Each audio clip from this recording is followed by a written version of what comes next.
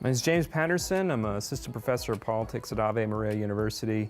Started playing video games in 1984 on the Atari 2600, which I played well after the release of the NES. I was not, my parents didn't quite have enough money to replace it, so I ended up with stuff like this. So, you know, places like Toys R Us, oh, timing's off. And Children's Palace, I would head over there and I'd get these games for $20 and keep convincing myself that my friends with NES games buying them for, you know, $50 were wasting their money. Imagine 1987, this being the way that you entertain yourself. I felt very much like the poor kid in my school. This is Pitfall. Pitfall, I believe, was originally an arcade game. Oof. And this port stinks, but I played this game for hours and hours and hours. I'm still bad at it. I was not any better at this game when I was a kid. I had a lot of games. This collection is missing my favorite, which was the game called Defender.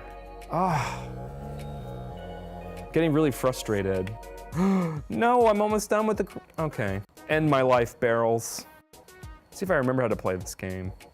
Missile Command is super Cold War. It means that these are nukes that are coming down to a town, and you have to stop the nukes. So this is a port of another arcade game. Oh no, I thought I got this one! Yeah. Yeah, see, there's a nuke. Welcome to the 80s, kids. We're all gonna die. Hashtag 90s kids, I don't think so, kids.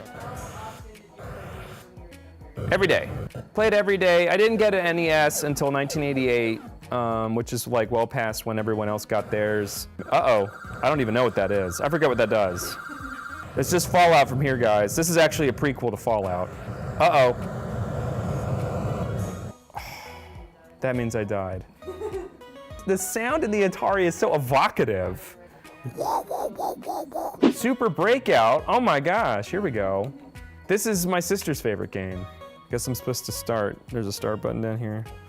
That sound, y'all. The controls are terrible. Oh no.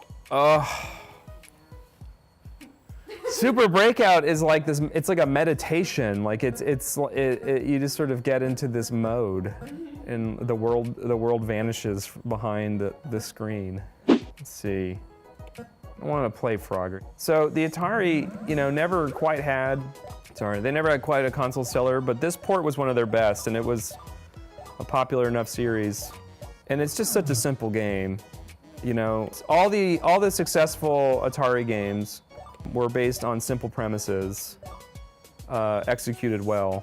The smiling frogs on the top are like my childhood.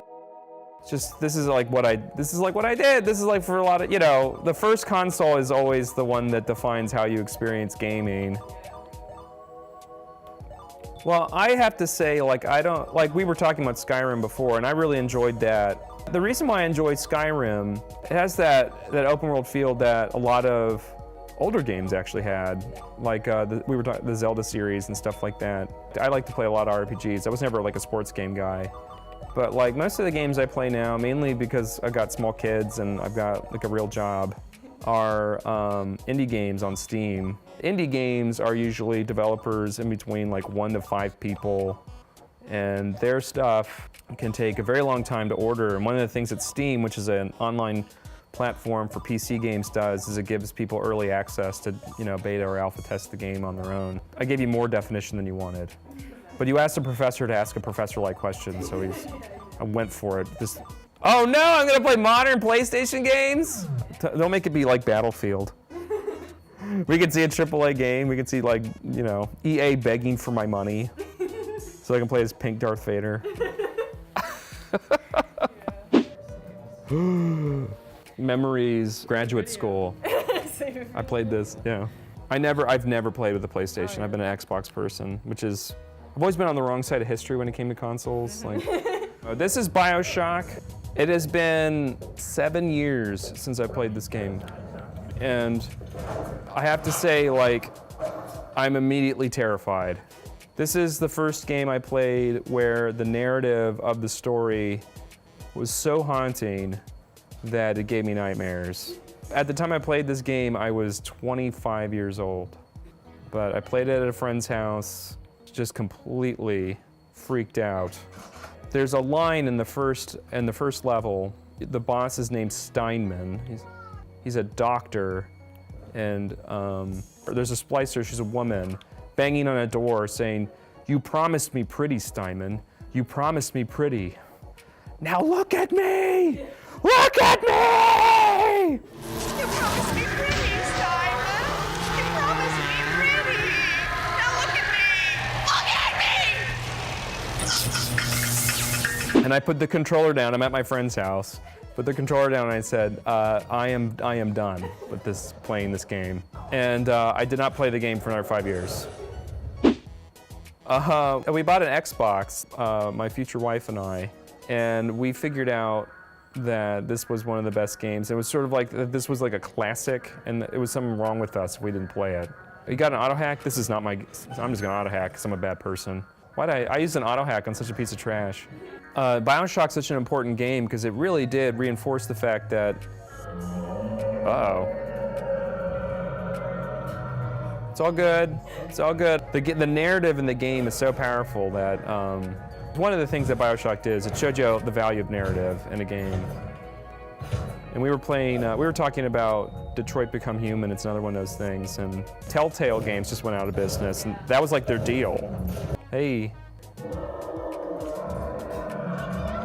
What am I don't even remember how to change weapons. I got a shotgun, I've got a grenade launcher. Oh, this is actually not too bad. What do you think? Do you think I can take me out with a wrench? On a scale of 1 to no. Oh. Am I winning?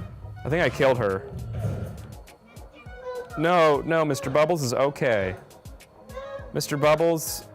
Oh my God. Hashtag triggered, y'all. This is like.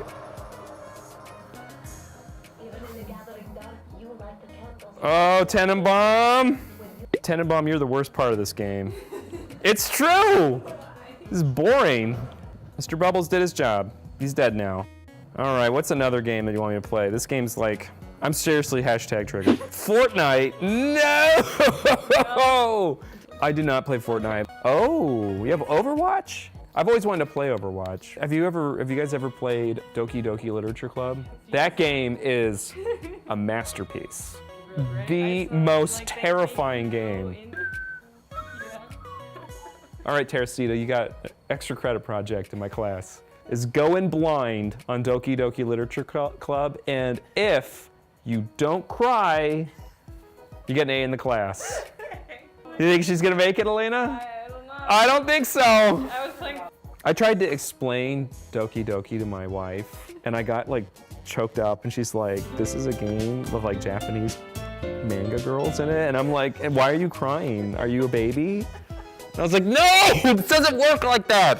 In this world of infinite choices. Ah! I'm sorry, I knocked my mic.